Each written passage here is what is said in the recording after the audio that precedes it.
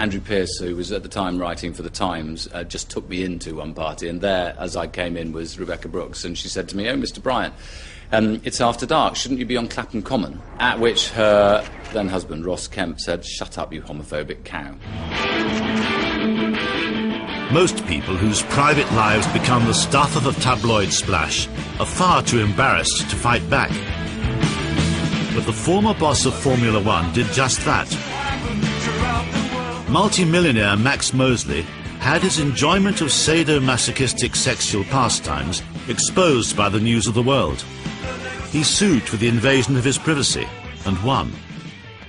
Once it was out, and I was conscious of the fact that everybody walking down the street knew this most intimate thing about me, there was really no point in stopping. And occasionally you think, well, is this worth the trouble? And then you think what they've done to you, and even more important perhaps, you think if you don't do something, they're going to do exactly the same to other people.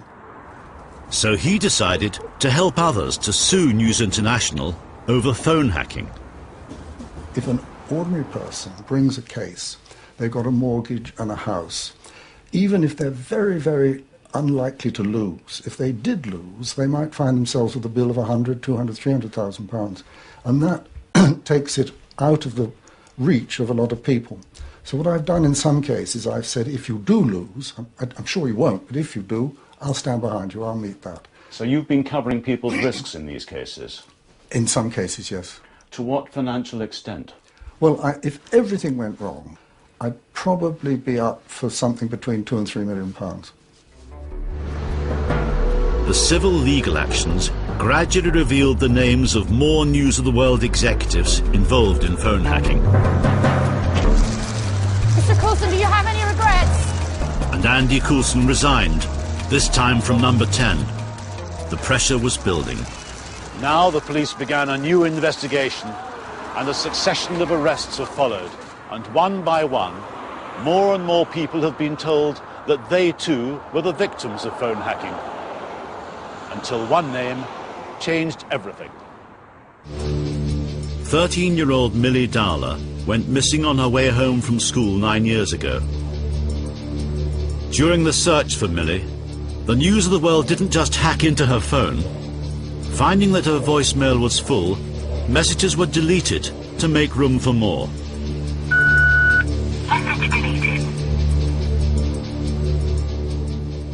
It crossed a line somewhere in the kind of national consciousness. Whoa, that's enough. You can do a whole bunch of other stuff, but you can't do that.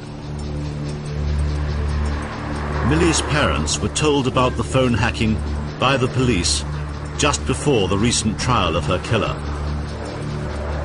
They contacted solicitor Mark Lewis.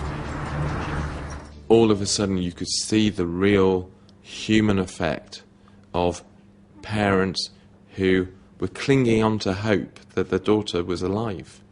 And the News of the World had given them that false hope, given them something to cling on to, that she was alive.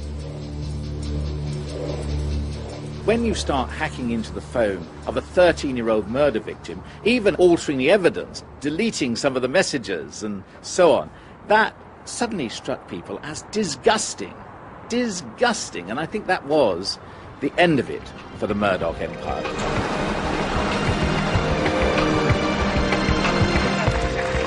News International had started by saying just one rogue journalist was involved. Now they shut down Britain's biggest selling newspaper and put 200 journalists out of work. Well, as a final tribute to 7.5 million readers, this is for you and for the staff. Thank you.